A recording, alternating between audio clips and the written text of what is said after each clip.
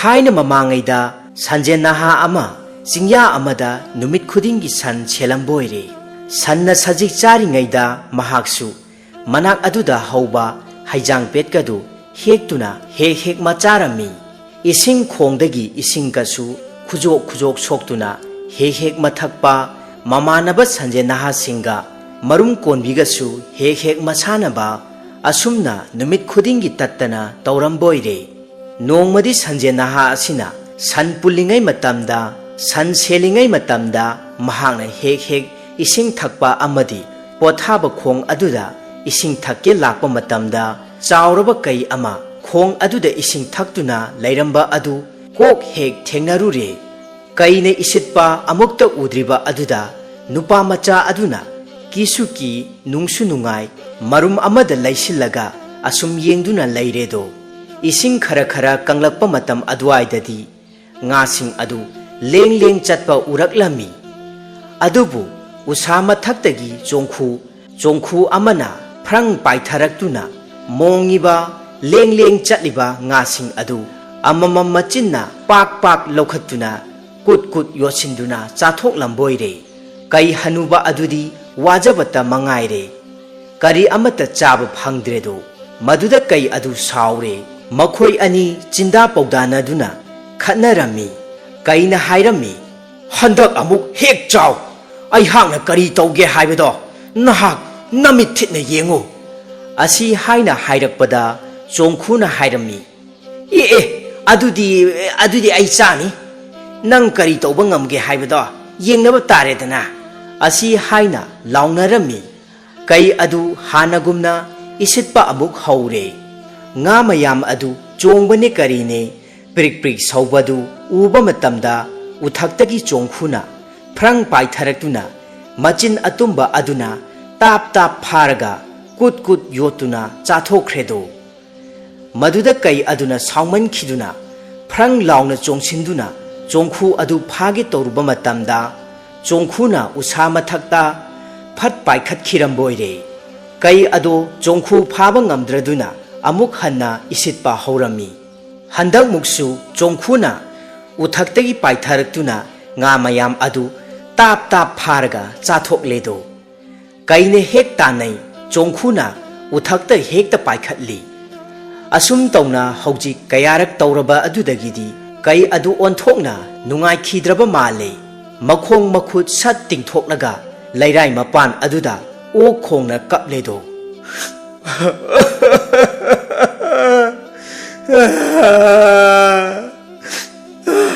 Ai hakna wana isitlaga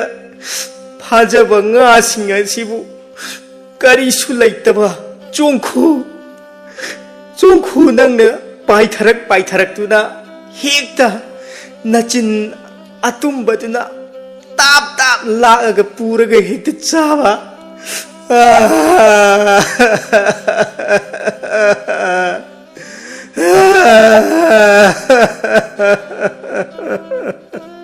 Pakraba mamai aduna amuktang sugatuna kablakpa adudadi thiman khraduna ngasai kumhai yengduna leiramba sanjen naha adu nokning man khraduna phak hekta nokthorak lammi.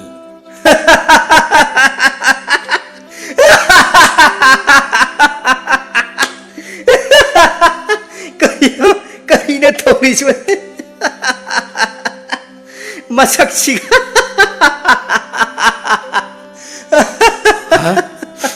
Kanalo atopa amana ukhraba jala aina kaplibasa. Asi haiduna kai adu sakpham hek hanjilakpoire. Kaplambadagi sakpham khangan hanjilakpa aduda amukka hena thikhraboire. Nupa macha adu nokpa khamba ngamkhidraboire. Kaina ikaibasi kaibudi chongkhuna ngami haibasi oire. Masi haidokhrani haiduna kaina phan launa chongsilaktuna nupa macha adu lusanda tap phakhraboire.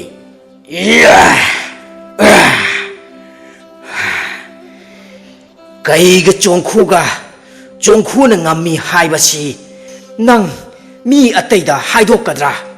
Asi haiduna lusamda pairami. Ai kanamatada haidok jararoi ꯑꯩꯒꯤ ꯊꯋꯥꯏꯇꯗꯤ ꯀꯟꯕꯤꯌꯨ ꯍꯦ ꯀꯩ ꯑꯩ ꯍꯥꯏꯗꯣꯛꯆꯔꯣꯏ ꯑꯁꯦꯡꯕꯒꯤ ꯑꯩ ꯍꯥꯏꯗꯣꯛꯆꯔꯣꯏ ꯑꯩ ꯋꯥꯁꯛꯇꯨꯅ ꯍꯥꯏꯖꯔꯤꯕꯁꯤꯅꯤ ꯀꯩꯒ ꯆꯣꯡꯈꯨꯅ ꯉꯝꯃꯤ ꯍꯥꯏꯕꯁꯦ ꯑꯩ ꯀꯅꯥꯃꯠꯇꯗ ꯍꯥꯏꯗꯣꯛꯆꯔꯣꯏ ꯁꯩꯇꯅ ꯁꯥꯈꯤ ꯑꯁꯤ ꯍꯥꯏꯅ ꯍꯥꯏꯔꯛꯄꯗꯒꯤ ꯀꯩꯅ ꯅꯨꯄꯥ ꯃꯆꯥ ꯑꯗꯨ ꯊꯥꯗꯣꯛꯄꯤꯔꯦ ꯐꯔꯦ ꯐꯔꯦ ꯅꯍꯥꯛꯅ ꯀꯅꯥꯒꯨꯝꯕ ꯑꯃꯠꯇꯗ ꯍꯥꯏꯗꯣꯛꯂꯔꯣꯏ ꯍꯥꯏꯔꯕꯅꯤꯅ ꯅꯍꯥꯛ ꯊꯥꯗꯣꯛꯂꯒꯦ ꯑꯁꯨꯝꯅ ꯅꯨꯃꯤꯗꯥꯡ ꯋꯥꯏꯔꯝ ꯑꯣꯏꯁꯤꯜꯂꯛꯂꯕ ꯃꯇꯝ ꯑꯗꯨꯗ ꯁꯟꯖꯦꯅꯍꯥ ꯅꯨꯄꯥ ꯃꯆꯥ ꯑꯗꯨꯅ ꯃꯍꯥꯛꯀꯤ ꯁꯟ ꯑꯗꯨ ꯄꯨꯂꯞ ꯑꯣꯏꯅ ꯍꯣꯏꯔꯗꯨꯅ ꯃꯌꯨꯝꯗ ꯀꯥꯔꯛꯂꯝꯃꯤ ꯁꯟ ꯃꯌꯥꯝ ꯑꯗꯨ ꯁꯪꯒꯣꯟꯗ ꯄꯨꯟꯁꯤꯜꯂꯝꯂꯒ ꯅꯨꯃꯤꯗꯥꯡ ꯑꯣꯏꯔꯛꯂꯗꯨꯅ ꯏꯃꯨꯡꯗ ꯃꯆꯤꯟ ꯃꯅꯥꯎ ꯃꯌꯥꯝꯒ ꯑꯁꯨꯝ ꯋꯥꯔꯤ ꯁꯥꯗꯨꯅ ꯐꯝꯕꯣꯏꯔꯦ ꯃꯌꯥꯝ ꯋꯥꯔꯤ ꯁꯥꯅꯔꯤꯕꯒꯗꯨ ꯏꯇꯥ ꯇꯥꯗꯅ ꯇꯨꯃꯤꯟꯅ ꯐꯝꯂꯒ ꯃꯇꯣꯝꯇ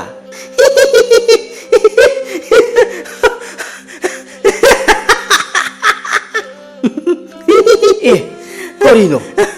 ꯃꯁꯤꯕꯨ ꯀꯔꯤ ꯇꯧꯔꯕꯖꯥꯠꯅꯣ ꯁꯟ ꯁꯦꯟꯕ ꯆꯠꯄꯗ ꯃꯁꯤꯕꯨ ꯂꯥꯏꯒ ꯑꯣꯛꯅꯔꯕ ꯖꯥꯠꯂꯥ ꯑꯁꯤ ꯍꯥꯏꯗꯨꯅ ꯃꯆꯤꯟ ꯃꯅꯥꯎꯁꯤꯡ ꯑꯗꯨꯅ ꯈꯜꯂꯤ ꯃꯍꯥꯛ ꯉꯁꯥꯏ ꯀꯩꯅ ꯁꯨꯒꯠꯇꯨꯅ ꯀꯞꯄ ꯑꯗꯨ ꯅꯤꯡꯁꯤꯡꯂꯨꯔꯒ ꯑꯁꯨꯝ ꯅꯣꯛꯏꯕ ꯖꯥꯠ ꯑꯣꯏꯔꯦ ꯉꯥꯏꯍꯥꯛ ꯂꯩꯔꯒꯁꯨ ꯑꯃꯨꯛ ꯍꯦꯛ ꯅꯣꯛꯏ ꯑꯁꯨꯝꯅ ꯇꯧꯕ ꯑꯁꯤꯗ ꯃꯆꯤꯟ ꯃꯅꯥꯎ ꯃꯌꯥꯝꯅ ꯀꯔꯤ ꯇꯧꯔꯦ ꯍꯥꯏꯅ ꯍꯪꯕꯗ ꯀꯔꯤꯁꯨ ꯇꯧꯗꯦ ꯍꯥꯏꯗꯣꯛꯄ ꯌꯥꯗꯦ ꯍꯥꯏꯗꯨꯅ ꯈꯨꯝꯃꯤ ꯀꯔꯤꯅꯣ ꯏꯅꯥꯎ ꯅꯪꯅ ꯄꯪꯅꯣꯛꯇ ꯅꯣꯛꯏꯗꯨꯅ ꯀꯔꯤ ꯇꯧꯔꯕꯒꯦꯕ ꯅꯪꯕꯨ ꯀꯩꯁꯨ ꯇꯧꯗꯦ ꯀꯔꯤꯁꯨ ꯇꯧꯗꯦꯕ ꯄꯨꯛꯂꯤꯒ ꯇꯜꯂꯦ ꯑꯩ ꯀꯔꯤꯝꯇ ꯇꯧꯗꯦ ꯍꯥꯏꯗꯣꯛꯄ ꯌꯥꯗꯦꯕ ꯑꯁꯤ ꯍꯥꯏꯅ ꯍꯥꯏꯕ ꯑꯗꯨꯗꯗꯤ ꯃꯌꯥꯝ ꯑꯗꯨꯅ ꯑꯃꯨꯛꯀ ꯍꯦꯟꯅ ꯍꯥꯏꯗꯣꯛꯎ ꯍꯥꯏꯗꯨꯅ ꯒ꯭ꯔꯤ ꯇꯛꯁꯤꯜꯂꯛꯄ ꯃꯇꯝ ꯑꯗꯨꯗ ꯃꯍꯥꯛꯅꯒ ꯈꯔ ꯍꯥꯏꯗꯣꯛꯅꯤꯡꯕꯅꯦ ꯍꯥꯏꯗꯣꯛꯂꯒꯦꯗꯣ ꯍꯥꯏꯗꯨꯅ ꯍꯥꯏꯔꯝꯃꯤ ꯑꯗꯨꯕꯨꯔꯣ ꯀꯩꯅ ꯏꯁꯤꯠꯄ ꯆꯣꯡꯈꯨꯅꯅꯦ ꯉꯥ ꯐꯥꯗꯨꯅ ꯆꯥꯕ ꯀꯩꯒ ꯆꯣꯡꯈꯨꯒ ꯈꯠꯅꯕ ꯀꯩꯕꯨ ꯆꯣꯡꯈꯨꯅ ꯉꯝꯃꯤ ꯀꯩ ꯑꯗꯨꯅ ꯃꯃꯥꯏ ꯑꯄꯥꯛꯄꯗꯣ ꯄꯤꯔꯒ ꯀꯞꯄꯗꯣ ꯁꯨꯃꯥꯏꯅ ꯇꯧꯔꯒ ꯑꯗꯨꯒꯅꯦ ꯀꯩꯅꯅꯦ ꯑꯩꯒꯤ ꯂꯨꯁꯝꯅꯤꯗ ꯆꯞꯄꯒꯅꯦ ꯋꯥꯐꯝ ꯑꯁꯦ ꯀꯅꯥꯝꯇꯗ ꯍꯥꯏꯗꯣꯛꯄ ꯌꯥꯗꯦ ꯍꯦꯛ ꯍꯥꯏꯗꯣꯛꯄꯗ ꯑꯩꯍꯥꯛ ꯍꯥꯠꯀꯅꯤ ꯍꯥꯏꯅꯁꯨ ꯀꯩ ꯑꯗꯨꯅ ꯑꯩꯉꯣꯟꯗ ꯗꯞꯀ ꯇꯧꯔꯛꯏꯅꯤꯅꯦ ꯑꯁꯤ ꯍꯥꯏꯔꯗꯨꯅ ꯋꯥꯔꯤꯁꯤꯡ ꯑꯗꯨ ꯑꯃꯠꯇ ꯆꯤꯊꯗꯅ ꯁꯟꯖꯦꯅꯍꯥ ꯑꯗꯨꯅ ꯃꯃꯥ ꯃꯄꯥ ꯃꯆꯤꯟ ꯃꯅꯥꯎꯁꯤꯡꯗ ꯂꯣꯏꯅ ꯇꯝꯊꯣꯛꯂꯦꯗꯣ ꯇꯝꯅꯤꯡꯅ ꯂꯩꯔꯝꯕ ꯋꯥꯐꯝ ꯑꯗꯨ ꯇꯝꯊꯣꯛꯄ ꯑꯗꯨꯗꯗꯤ ꯅꯨꯄꯥ ꯃꯆꯥ ꯑꯗꯨ ꯃꯄꯨꯛꯅꯤꯡ ꯂꯩꯇꯥꯔꯝꯃꯤ ꯉꯥꯏꯍꯥꯛ ꯂꯩꯔꯒꯗꯤ ꯈꯣꯛ ꯅꯥꯈꯣꯛꯇꯨꯅ ꯇꯨꯝꯊꯣꯛꯈ꯭ꯔꯦ ꯉꯁꯥꯏ ꯆꯤꯡꯗ ꯂꯩꯍꯧꯕ ꯀꯩ ꯍꯅꯨꯕ ꯑꯗꯨ ꯁꯟꯖꯦꯅꯍꯥꯒꯤ ꯃꯌꯨꯝꯗ ꯂꯥꯛꯂꯒ ꯌꯦꯅꯈꯥꯗ ꯂꯨꯝꯗꯨꯅ ꯅꯨꯄꯥ ꯃꯆꯥ ꯑꯗꯨꯅ ꯀꯩꯒ ꯆꯣꯡꯈꯨꯒ ꯈꯠꯅꯕꯒꯤ ꯄꯥꯎꯁꯤꯡ ꯑꯗꯨ ꯃꯆꯤन मनाउद तंबदु तारबोइरे कई अदुना इकाइबना लोइरे हेक सिनिंगबा हाइबदु यौरे इया आई हागना कनागुंबा अमत्तदा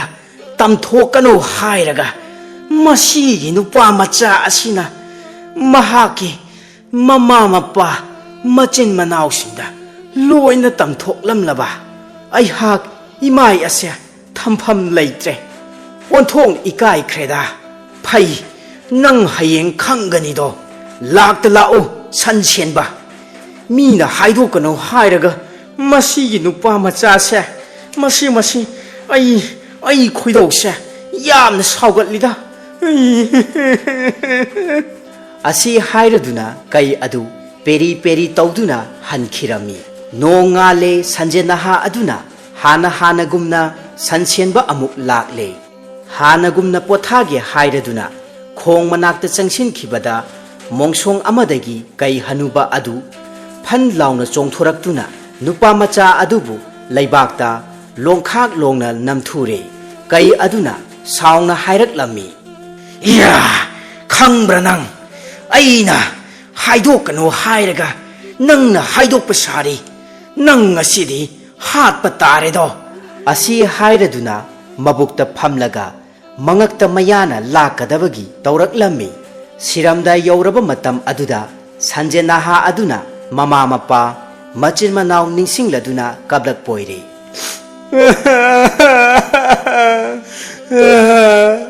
Hoi ma, ho paba, oi chin nausing. Ngasidi aihak kai hanuba sida soidana hatkiba tare do.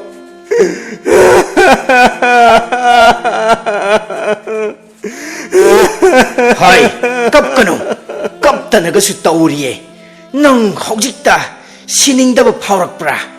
Aina haidokanu haiba natra.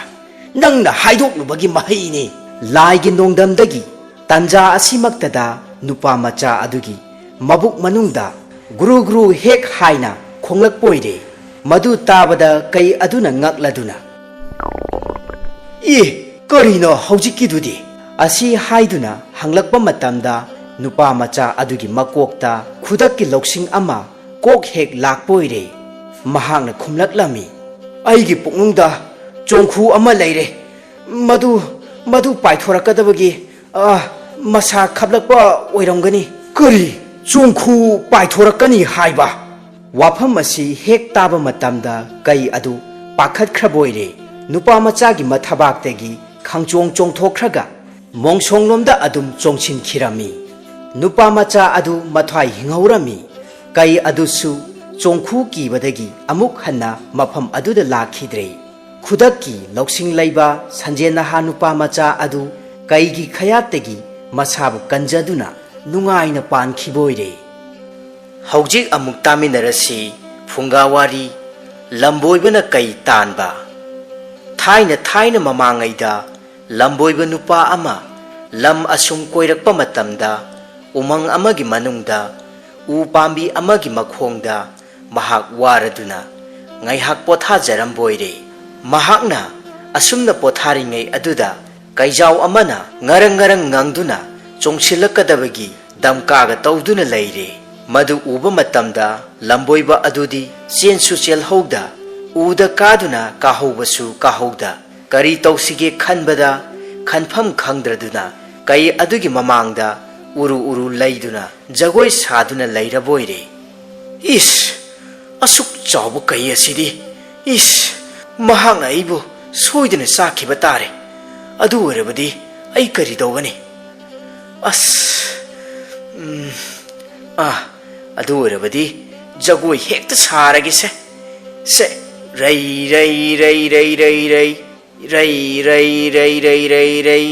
lamboiba aduna kai adugi mamangda jagoi saduna leibadu ngaihak yenglaga kai aduna ngakladuna hairei. Hai nupa mi ataigidi kai aiha uraga kiduna chenai. Karigino nangdi ai uraga imangda jagoi saduna leiribadi nahak aibu kidabra. Matam aduda lamboiba adudi khudakki loksing yamna leiboire. Mahakna karisu tawdaba saraduna kai adu yenglaga asumna hairaklammi. Kai yengoi aise lamboibamak oijarabasune kai chaduna hingba lamboibaniko kidaba tawjasanu. Adunani ai hakti kaigi leifam umangdata chatlibasi kai chadaba kai phangdaba kuirabani. Amabudi pharabanida khawda yauri ani suraga chagi khalambani. Haujikti nahak lakpasi aidi kayada harong mankhidunane jagoi sabanida.